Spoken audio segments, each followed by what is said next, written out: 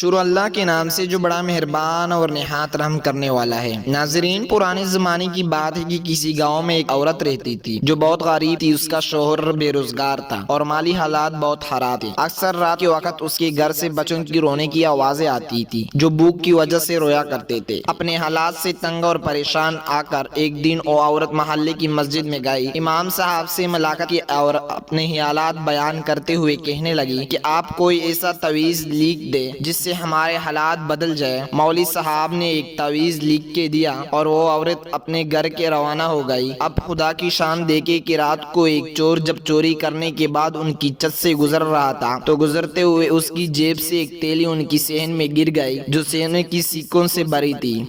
صبح نیند سے بیدار ہونے کے بعد اس عورت نے جب تیلی دیکھی اور اندر سونا دیکھا تو اس کی خوشی کی انتہا نہ رہی۔ اس نے اپنے شوہر کو وہ تیلی دی جس پر انہوں نے یہ فیصلہ کیا کہ ہم اس رقم سے کچھ کاروبار شروع کریں گے۔ محلے کی کونے میں ہی ایک دکان کرایہ پر لی اور انہوں نے اپنے کاروبار شروع کر دیا۔ چونکہ اس عورت کا شوہر ایک نیک اور ایماندار شخص تھا، اس کی دن رات محنت اور ایمانداری کی بدولت کچھ ہی عرصے میں ان کا کاروبار چل پڑا۔ ان کے پاس رزق فراوانی کی گئی اور ان کے حالات پہلے کی نسبت بالکل تبدیل ہو گئے۔ ایک دن بیٹھے بیٹھے اس عورت کو خیال آیا کہ میں آخر دیکھو تو صحیح کہ مولوی صاحب نے ایسا کیا تعویذ لکھ کے دیا کہ جس سے ہمارے حالات اتنے بدل گئے۔ مجسس کے مارے اس کی نظر اس صندوق پر پڑی جس میں وہ تعویذ تھا۔ صندوق سے جب تعویذ نکال کر اس عورت نے دیکھا تو اس پہ صرف اتنا لکھا تھا کہ جب تمہارے پاس رزق کی فراوانی ہو جائے تو سب صندوق میں رکھنے کی بجائے چند انگاروں میں دے دینا،